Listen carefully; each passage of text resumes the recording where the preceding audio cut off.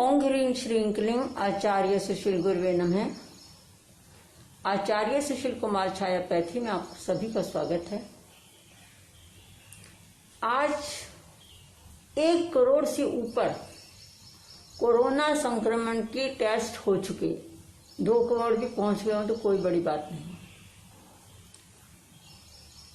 और उसके बाद भी हमारे भारत के क्या विश्व भर के डॉक्टर्स चिंतित हैं कि बिना लक्षणों के भी कोरोना का जो टेस्ट है उसमें संक्रमण आ रहा है, परंतु लक्षण नहीं आ रहे।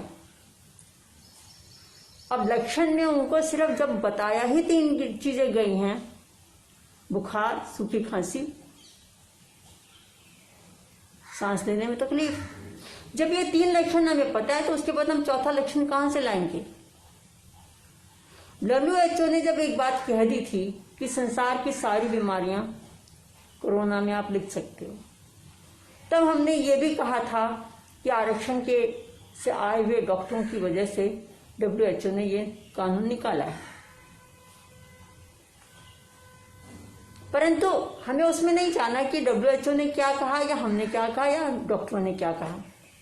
मुख्य मुद्दा ये है कि डॉक्टरों को, कोई भी डॉक्टर हो, एलोपैथी के डॉक्टर की बात हो रही है, तो उनको जो अपने आपके पास में पेशेंट है, परिस्थिति है, उस परिस्थिति को देखते हुए काम करना था।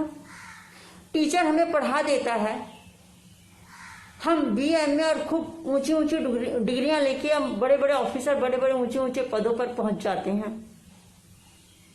तो क्या वहां पर हमारा टीचर हमें हर जगह बताएगा कि क्या करना है, या हम हर जगह ये सोचेंगे कि हमने क्या पढ़ा था?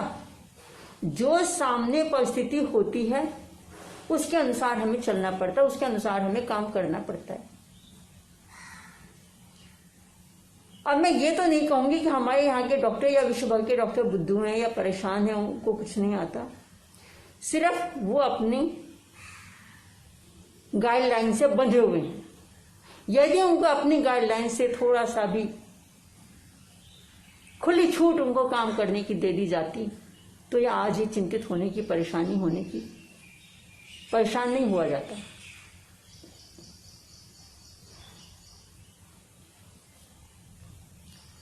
डॉक्टरों ने इन 3 लक्षणों के अलावा, ये जो पक्षाघात है, लकवा है, पैरालाइसिस है, तीनों एक ही शब्द हैं, इसके लक्षणों की तरफ भी ध्यान दे लिया होता। चाइना की वो एक वीडियो, सिर्फ एक वीडियो कुछ क्षणों के लिए निकली थी कि वो सड़कों पे लोग मर रहे थे।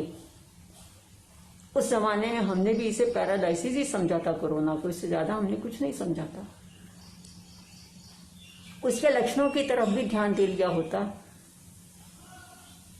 तो हमें आज कोरोना को लेकर परेशान होने की जरूरत नहीं थी। कोरोना जो है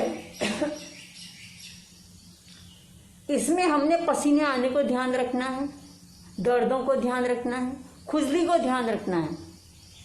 और इसमें एक बात और बताते हैं, कोरोना के भी दाने होते हैं। जो आज हमें दिखाई दे रहे वो सूखे दाने हैं। कोरोना इतनी कंजूस है, इतनी कबाड़ची कह दीजिए, वो अपना एक भी चीज अपने से अलग नहीं करती। जितने भी दाने होते हैं वो 1 या 2 दिन में सूख जाते हैं अपने आप ही। लाल दाने होते हैं। डेंगू के दाने सिर्फ 1 होता था, वो भी कहीं कहीं छूट जाता था, परंतु ये उससे बढ़ के है। कण कण में, रोम रोम में दाना है, रोम रोम में दाना है। इसके लिए फिर कभी बात करेंगे, परंतु आज तो सिर्फ इतना है कि हमें अपनी हर बीमारी के साथ साथ, सिर्फ इन 3 लक्षणों के साथ साथ अन्य लक्षणों के ऊपर भी ध्यान दे लेंगे।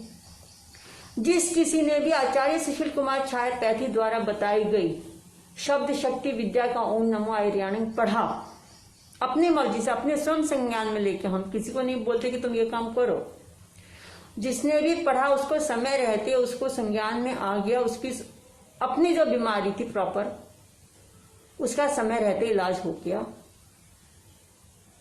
और वो 3-4 दिन 5 दिन हॉस्पिटल में जैसे रूटीन में पहले जाते थे उसी तरह से अपना इलाज करके आके घर में रिकवरी कर रहे हैं, स्वस्थ हो जाएंगे। आप एक बात याद रखिए, कोरोना का नाम मृत्यु नहीं है, बीमारी का नाम मृत्यु नहीं है। बीमारी तो सिर्फ हमारी वेदना, हमारे दुखों का एक स्रोत है। डरना नहीं, डराना नहीं। सरकारी नियमों का पालन तो हमें इसलिए करना है क्योंकि वो बताए गए हैं। उसका हमें क्या फायदा होता है, क्या नुकसान होता है, हमें उसमें नहीं जाना। जो नियम जिसने बता दिया वो करने हैं पूरे। उन नियमों का पालन कर लोगे, अच्छी बात है। और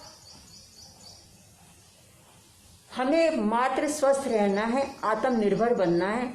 आत्मनिर्भर बनने के लिए हमें एक दूसरे की शिकायतों की तरफ ध्यान नहीं देना।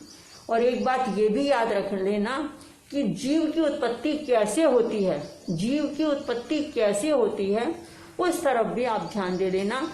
और इसके लिए फिर कभी बात करेंगे। ओम शांति, कल्याण हो, मंगल हो, आनंद हो, हंसते रहो, मुस्कुराते रहो, गुनगुनाते रहो, अपनी हर इच्छा पूरी करते रहो। बोला रथ भगवान की जय।